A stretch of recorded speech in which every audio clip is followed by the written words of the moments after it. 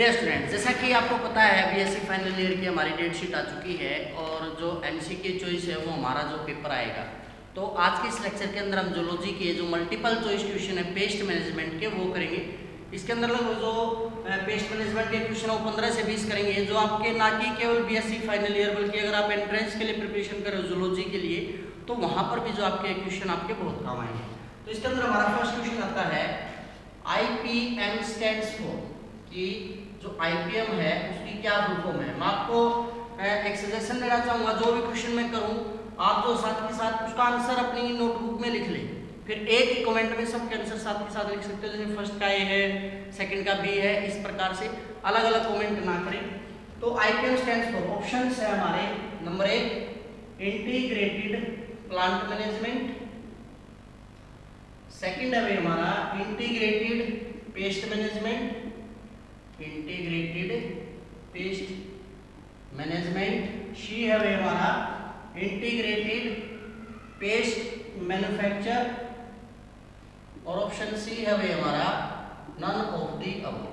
तो इसके लिए जो आंसर रहेगा हमारा वो बी रहेगा, इंटीग्रेटेड पेस्ट मैनेजमेंट। उसके बाद सेकंड क्वेश्चन आता है हमारा मोस्ट इफेक्टिव पेस्टिसाइड इज, आपको बताना है इनमें से सबसे ज्यादा इफेक्टिव पेस्टिसाइड कौन सा है। चार ऑप्शन आपके सामने है। ऑप्शन ए है कार्बामेट्स, ऑप्शन बी है ऑर्गेनोफॉस्फेट्स, ऑप्शन सी है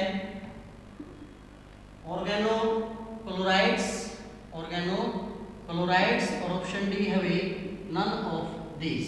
तो इसके लिए जो ऑप्शन रहेगा भी हमारा वो रहेगा ऑर्गेनोफॉस्फेट, यानी कि जो बी आंसर वो हमारा करेक्ट है। थर्ड क्वेश्चन आता है आपका organic farming is the technique, organic farming is the technique of raising crops through the use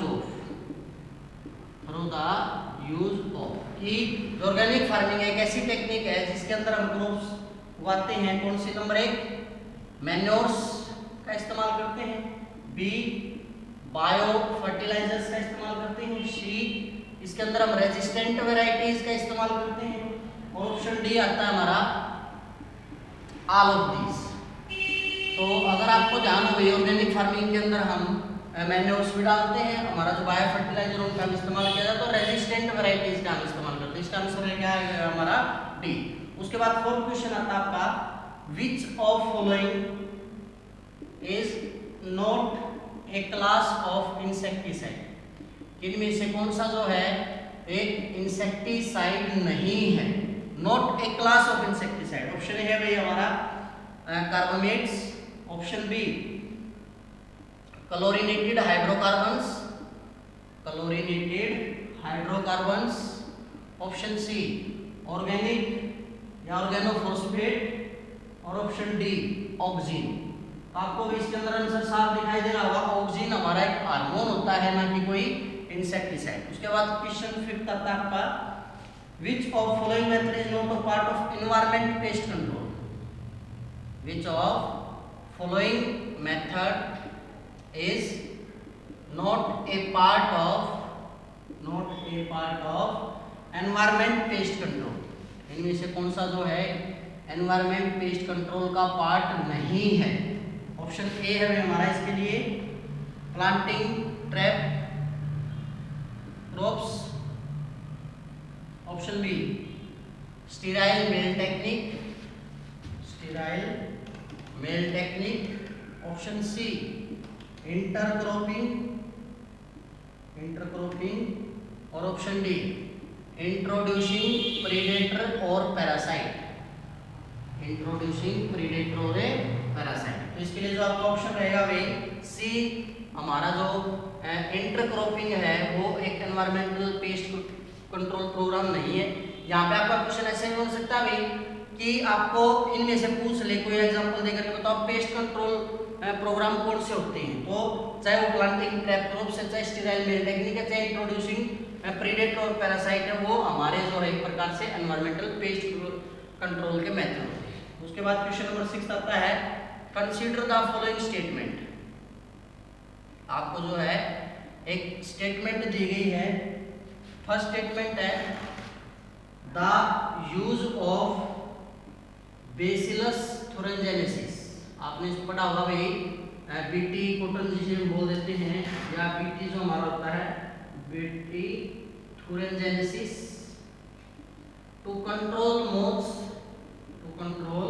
moths is an example of IPM. कि अगर हम बेसिलस थुरिनजेनेसिस का इस्तेमाल कर रहे हैं मोथ को कंट्रोल करने के लिए, तो वो एक इंटीग्रेटेड पेस्ट मैनेजमेंट का एग्जांपल है। फर्स्ट स्टेटमेंट ये है। उसके बाद सेकंड स्टेटमेंट है हमारी DDT is good example of persistent parasite is good example of persistent pesticide। DDT जो है वो एक बहुत अच्छा पेस्टिसाइड है।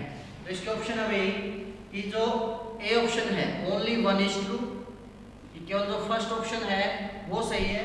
ऑप्शन बी ओनली 2:2, केवल जो सेकंड पार्ट है कि DDT एक persistent pesticide है, गुड एग्जांपल है, ये सही है। Option C both 1 and 2 are true, दोनों जो है वो गलत है, सही है।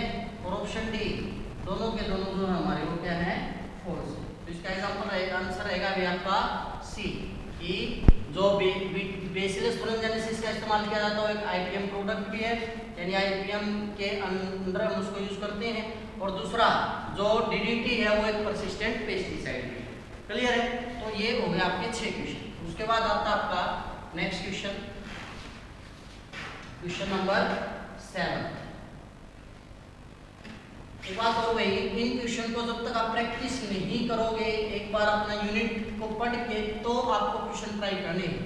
ऐसा नहीं आप क्वेश्चंस डायरेक्ट ये सोचते हो यही आ जाएंगे, ठीक है। जितना आप ट्राई करोगे उतना आपके लिए बेस्ट रहेगा। उसके बाद आता है आपका क्वेश्चन नंबर 7। क्या है? Which one of following is an agriculture crop test। इनमें से कौन सा जो है कि एग्रीकल्चर क्रॉप टेस्ट है? ऑप्शन ए है हमारा एग्रीकल्चर क्रॉप टेस्ट, नहीं सॉरी भाई पेस्ट। इनमें से कौन सा जो एक एग्रीकल्चर क्रॉप पेस्ट है? आंसर है भाई हमारा ऑप्शन है Musca domestica, option B Pediculus humanus, option C Dysdercus cingulatus, and option D Anopheles species. तो इसके लिए जो ऑप्शन रहेगा भी आपका जो बी है पेडिकुलस ह्यूमनस, क्या है कि एग्रीकल्चरल क्रॉप पेस्ट है। उसके बाद आता है question number 8। Which of following is the mechanical measure? कौन सा जो इसमें से एक मशीनी तरीका है भाई टू कंट्रोल पेस्ट, जिसके द्वारा हम किसको कंट्रोल करते हैं? पेस्ट को कंट्रोल करते हैं। ऑप्शन है भाई हमारा नंबर 1 यूज ऑफ पेस्टिसाइड, आप पेस्टिसाइड का इस्तेमाल करो। ऑप्शन बी हैंड पिकिंग,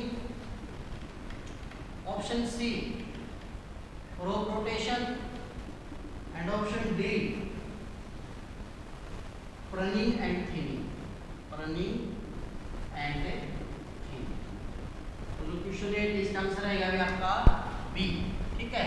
ये एक मेजर है जिसके अंदर हम कंट्रोल कर सकते हैं पेस्ट को, इसके द्वारा एक मैकेनिकल मेजर। उसके बाद question number 9 Bombosia affinis is the predator of, ये जो है किसका प्रेडेटर है? ऑप्शन ए कैटरपिलर्स के लिए, ऑप्शन बी है एक प्रेडेटर है, ऑप्शन सी है एक मॉस्किटो लार्वा है, ऑप्शन डी है एक टाइप की फिक्स है। तो ये क्या होता है? ये एक मॉस्किटो लार्वा होता है एक प्रकार। 10th क्वेश्चन हमारा बॉम्बिकॉल बिलोंग टू, किस कैटेगरी से बिलोंग करता है? नो ऑप्शन ए है अभी हमारा aggregation pheromone, option B alarm pheromone, option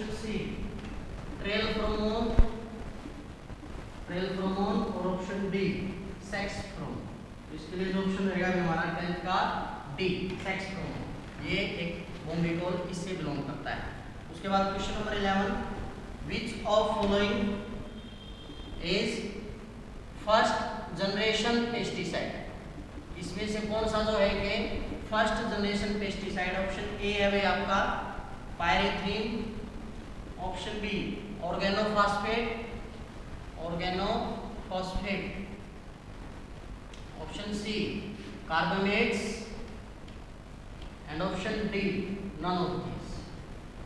तो इसके लिए जो आपका आंसर रहेगा अभी क्वेश्चन नंबर 11 का ए रहेगा, pyrethrin.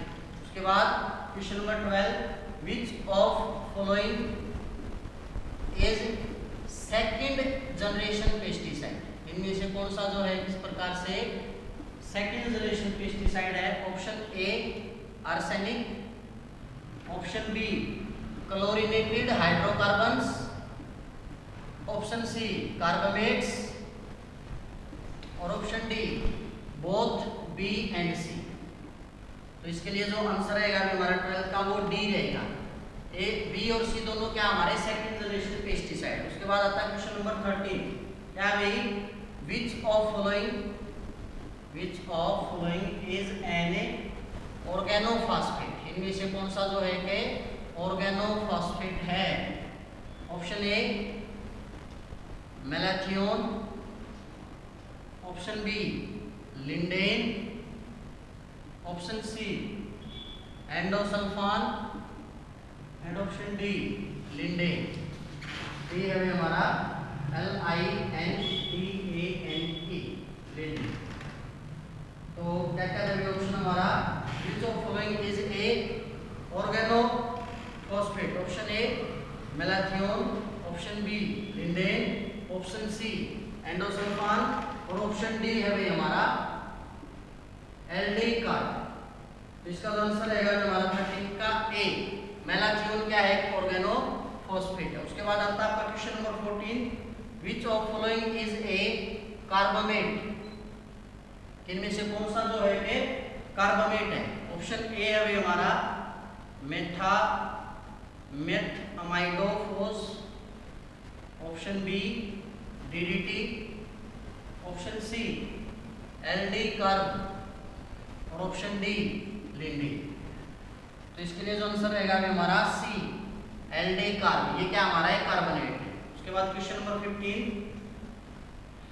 Lindane, endosulfan and DDT are, ये तीनों किस कैटेगरी से बिलोंग करते हैं। ऑप्शन ए ऑर्गेनोसल्फेट से,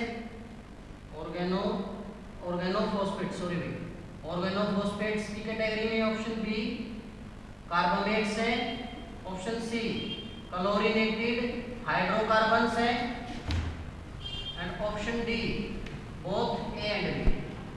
तो इसके आंसर आ रहा है आपका क्लोरिनेटेड हाइड्रोकार्बन्स। क्लियर है।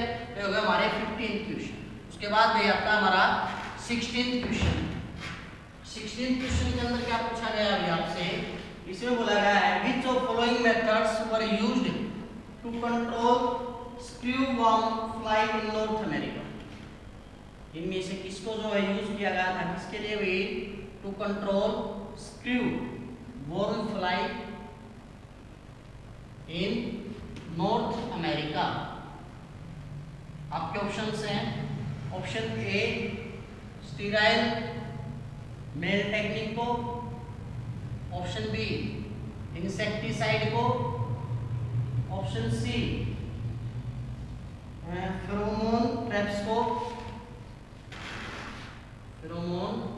ट्रैप्स को और ऑप्शन डी है भी हमारा स्टिकी ट्रैप्स।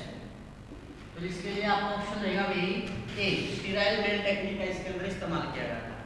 उसके बाद आता है question 17, which class of pesticide is list persistent in environment. ये सबसे कम समय के लिए एनवायरनमेंट में जो है कौन परसिस्ट करता है। Option A carbamates, option B chlorinated hydrocarbon, option C chlorofluorocarbons and option D none of this. तो इसका आंसर क्या रहेगा अभी हमारे कार्बोनेट्स। उसके बाद question number 18, weeds are best controlled by, weeds को जो है बेस्ट कैसे कंट्रोल कर सकते हैं, उसके लिए बेस्ट मेथड क्या है हमारा। ऑप्शन ए इंसेक्टिसाइड्स का यूज करें, ऑप्शन बी हर्बिसाइड्स का इस्तेमाल करें, ऑप्शन सी फंगीसाइड्स का इस्तेमाल करें और ऑप्शन डी मिस्टीसाइड्स का इस्तेमाल करें। तो इसके लिए जो ऑप्शन रहेगा अभी हमारा वो क्या रहेगा, herbicides. Question number 19, a broad spectrum pesticide, आपको बताना है जैसे ब्रॉड स्पेक्ट्रम पेस्टिसाइड कौन सा ऑप्शन है या क्या करता है, absorbs all colours in light spectrum, option B holds great potential, option C effective against wide variety of pest, effective against a wide variety of a pest, बहुत सारी varieties की पेस्ट के मैनेजमेंट के लिए उसको यूज कर सकते हैं कोई और लास्ट में नन। तो सी ऑप्शन रहेगा हमारा effective against wide variety of a paste. Last question आपका 20, क्या भाई DDT accumulates in higher doses in which body tissue of animal, in which body tissue of animals, जो डीडीटी है वो सबसे ज्यादा जो है कौन से बॉडी पार्ट के एनिमल के अंदर जो है एक प्रकार से अकमलेट होता है। Option A fat tissue, option B muscles, option C nervous tissue या नर्वस सिस्टम बोल लो और ऑप्शन डी है स्किन। तो इसके लिए आपका आंसर रहेगा भाई फैट टिश्यू, मतलब फैट टिश्यू के अंदर क्या होगा, वो हमेशा हायर डोजेज के अंदर अकमलेट होता है। क्लियर है। तो इस प्रकार से भी आपके 20 क्वेश्चंस थे और प्रैक्टिस कर सकते हो आप। और नेक्स्ट लेक्चर के अंदर मैं आपके लिए नेक्स्ट वीडियो या नेक्स्ट टॉपिक लेकर के आऊँगा। आज के लेक्चर में इतना ही।